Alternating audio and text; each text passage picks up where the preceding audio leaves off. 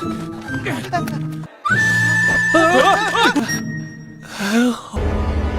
一眼，大师兄惨死，这般天籁，该是怎样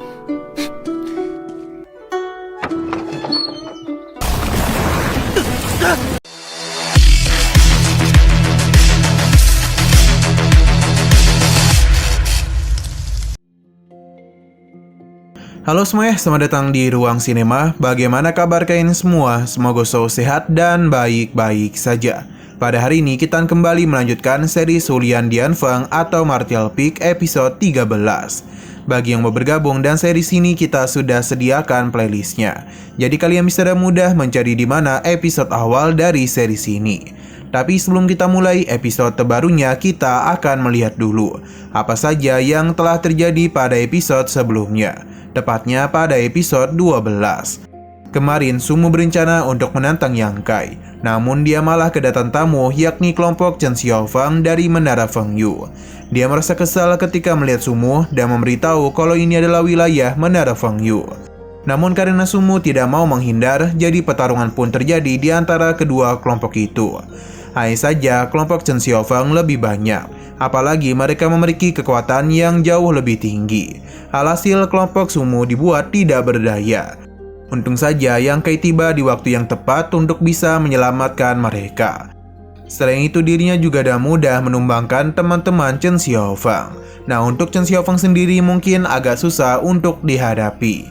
Tapi meskipun begitu, Yang Kai masihlah memiliki ide dan memanfaatkan kesombongannya itu untuk membungkamnya. Setelah berhasil mengalahkan Chen Xiaofang, Yang Kai pun pergi membawa para juniornya untuk kembali pulang. Sekarang kita akan melanjutkan episode terbarunya. Kita dibawa kembali kepada kediaman dari Yang Kai. Berhubung lukanya tidak terlalu parah, jadi dia tidak akan menggunakan obat itu dan hanya menggunakan perban saja. Setelah memastikan pendarahannya selesai, kini Yang Kai pun mulai melanjutkan latihannya dan juga sekaligus memulihkan dirinya.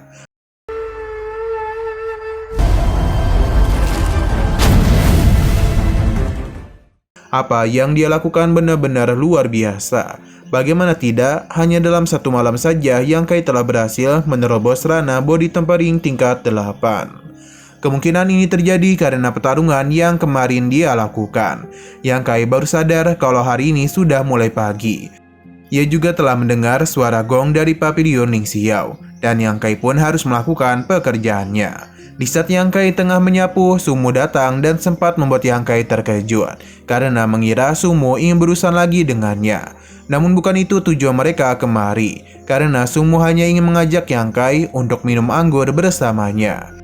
Berhubung ini adalah ajakannya, jadi Yang Kai akan meminum anggur pemberian dari Sumu. Mereka berdua pun minum hanya dalam satu tegukan saja dan langsung menghancurkan guci itu. Sayang sekali perbuatan mereka telah didengar oleh para pengurus sekte. Ia pun penasaran siapa yang telah minum-minum di arena sekte, karena tindakan itu tidaklah diizinkan. Sebagai hukuman, poin akan dikurangi. Alhasil Yang Kai dan yang lainnya pun mulai pergi melarikan diri, dan untung saja mereka itu sempat, karena penjaga baru saja keluar dan malah terpeleset. Ia pun tidak sengaja mencicipi anggur itu.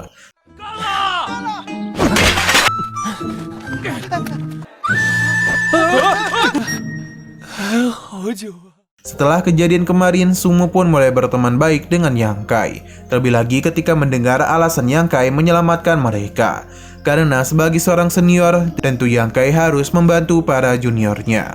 Meskipun alasannya sangatlah sederhana, namun itu sudah cukup untuk membuat Sumu kagum kepadanya. Dia pun meminta maaf kepada Yang Kai karena kemarin telah berbuat yang tidak-tidak kepadanya. Sebagai hadiah permintaan maafnya, Sumu akan memberikan Huiyuan kepadanya. Sebenarnya hal itu tidaklah begitu berguna untuk Yang Kai karena dia menerapkan teknik Yang Qi sejati.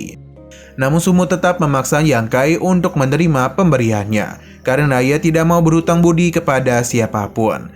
Yang Kai akhirnya sadar kalau Sumu itu adalah orang yang baik. meskipun sifatnya agak begitu egois. Di sini Sumo berencana untuk membawa Yang Kai ke tempat yang begitu bagus. Sebenarnya Yang Kai menolak, namun Sumo terus memaksanya. Apalagi dia itu ingin menemui saudara perempuannya. Dia menjamin tempat itu akan bagus. Hanya saja Sumo penasaran bagaimana perasaan Yang Kai ketika menyentuh gunung indah dari Humi'er. Yang Kai tidak mau terlalu menjelaskan momen indah tersebut. 我也不好驳他的面子。是想去，我姐会打死我的。哎呀，我都看到了。 Nah, pada keesokan harinya, Sumo mengajak Yang Kai ke tempat tujuannya. Sebenarnya Sumo ingin berbisik, tapi Yang Kai memintanya untuk tidak melakukan hal tersebut. Ternyata tujuan mereka adalah pasar pedagang. Sepertinya tempat itu berada di tengah-tengah Pavilion Ling Xiao dan Menara Fengyu. Terlebih lagi, ini juga adalah tempat di mana para murid dari 3 keluarga body battle melakukan bisnis besar. Mereka yakin Yang Kai akan menemukan hal yang menarik. Bahkan mereka menemukan buah Tianyun dengan harga murah. Ini adalah buah spiritual tingkat rendah. Sebenarnya Sumo bisa saja meminta kepada kakeknya yang memiliki buah ilahi yang begitu bagus. Kakek Sumo adalah tetua kedua yang sangat dihormati di Pavilion Ling Xiao. Berhubung mereka sedang membahas para tetua, jadi Yang Kai pun bertanya, apakah Sumo pernah mendengar kalau Pavilion Ling Xiao memiliki penetua ke-11? Mereka menganggap Yang Kai hanya bercanda saja, karena bagaimanapun mereka hanya memiliki 5 tetua selain pemimpin sekte. Bahkan rumornya pemimpin mereka telah mencapai puncak alam kenaikan abadi. Ia hanya perlu 1 langkah saja untuk menerobos. Bahkan sosok Human, pemimpin geng Bloody Battle, dan juga Xiao Ruhon, pemilik dari Menara Fengyu, hanya berada di alam kenaikan abadi tingkat ke-6 atau ke-7 saja. Bisa dikatakan mereka itu bukanlah tandingan dari ketua sekte mereka. Hanya saja semua agak sedih karena bagaimanapun tidak ada tanda-tanda kalau ketua sekte mereka akan mengalami penerobosan. Bahkan kakeknya berkata, kalau ketua sekte sudah lebih dari 10 tahun tidak mengalami pengembangan, dan dia sudah berada di ambang batas. Untuk alasan yang begitu jelasnya, Sumo tidaklah bisa memberitahukan hal itu kepada mereka, yang membuat Yang Kai dan yang lainnya menjadi begitu penasaran. Berhubung mereka telah memaksa dirinya, jadi Sumo meminta untuk tidak menyebarluaskan informasi ini, karena jika tidak, mereka berempat akan dalam masalah besar.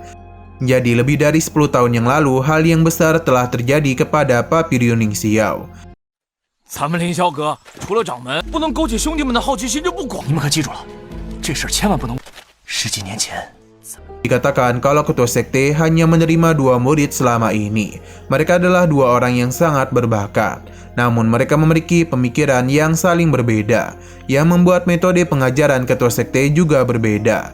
Ada begitu banyak pujian kepada sang senior, sedangkan ketua sekte begitu keras kepada murid satunya, atau kita sebut sebagai sang junior.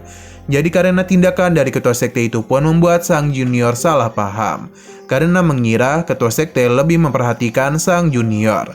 Dia yang dimakan oleh dendam pun telah menjebak dirinya dalam lingkaran setan.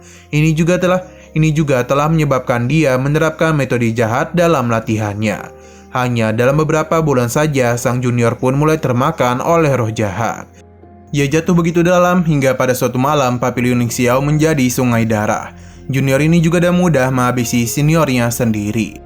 Ketua sekte yang baru menyadari hal tersebut berusaha untuk melakukan penangkapan kepada sang junior.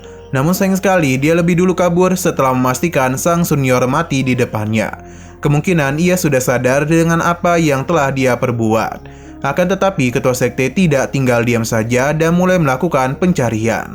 Namun malam itu seluruh rambut dari ketua sekte telah berubah menjadi warna putih. Untuk junior yang telah berhasil ditangkap segera disegel di aliran naga. Mendengar hal itu mengingatkan Yang Kai dan pertemuannya bersama penetua ke-11, yang mana tujuannya adalah untuk melihat seseorang. Dia pun mulai berpikir apakah penetua ke-11 adalah ketua sekte. 那一眼，大师兄惨死。 Setelah kejadian mengerikan itulah yang membuat ketua sekte mengalami hambatan dalam penerobosannya. Sesaat kemudian mereka pun mendengar kalau pasar telah dibuka.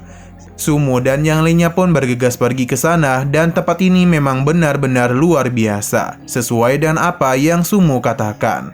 Tempat ini juga begitu aman karena dijaga oleh beberapa perwakilan. Sumo meminta mereka melihat sebuah tempat yang mana di sanalah para murid Papiliun Ning Xiao beristirahat dan kakaknya berada di sana. Sadar kalau pesona Yang Kai sangatlah kuat, jadi dia meminta Yang Kai untuk tidak coba-coba mendekati kakaknya. Yang Kai paham karena ia hanya tertarik kepada Sumo saja. Nah, meskipun Yang Kai memiliki kesempatan, namun Sumo yakin ia tidak akan bisa membuat kakaknya terpesona. Karena bagaimanapun kakak Sumo ini sangatlah hebat. Ini pun membuat Yang Kai bertanya-tanya mengapa Sumo malah berbanding terbalik dengan kakaknya. Sumo pun agak malu karena sepertinya dia kurang berlatih. Jadi dia itu akan kembali berlatih dengan keras. Sumo pun mengajak mereka untuk bertemu dengan kakaknya yang bernama Suyan. Karena bagaimanapun mereka berasal dari keluarga Su. Jadi sudah seharusnya nama kakaknya adalah Suyan. Setelah semua itu mereka pun sampai di depan kediaman Papiliun Ning Xiao. Melihat tempat yang begitu rapi, membuat Yang Kai penasaran wanita aneh seperti apakah kakak Sumo itu. Di sini Sumo mulai masuk ke dalam untuk menyapa kakaknya. Ketika ia membuka pintu, Yang Kai akhirnya bisa melihat Suyan. Akan tetapi Suyan begitu keras dengan Sumo dan tidak mengizinkannya masuk.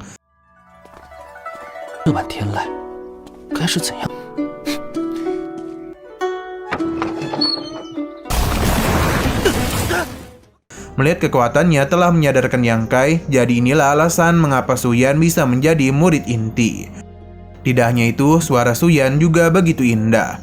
Alasan ia mengusir Sumo adalah untuk menyadarkannya kalau alasan ia dipukuli oleh orang lain karena kemampuannya yang tidak begitu bagus.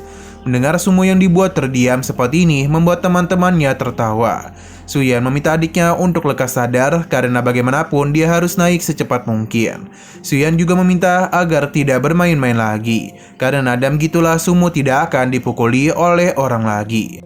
Jika ia tidak mendengarkan perkataannya, maka Suyanlah yang akan memukuli adiknya. Sumo paham dan dia tidak akan mengecewakan kakaknya. Di sini Suyan tertarik kepada Yang Kai karena berhasil menyelamatkan adiknya. Dia menganggap Yang Kai begitu menjanjikan, jadi dia pun memberikan saran kepadanya untuk tidak dekat-dekat dengan Sumo. Karena jika tidak, Yang Kai tidak akan pernah berkembang. Setelah memberikan nasihat, Suyan pun meminta mereka untuk pergi, karena dia itu ingin melanjutkan latihannya. Sumo meminta maaf karena kakaknya sangatlah mengerikan. Yang Kai pun pergi, padahal dia itu penasaran dengan wajah dari Suyan. Untung saja kita diperlihatkan lebih dulu. Nah, Suyan ini cukup cantik, namun agak dingin.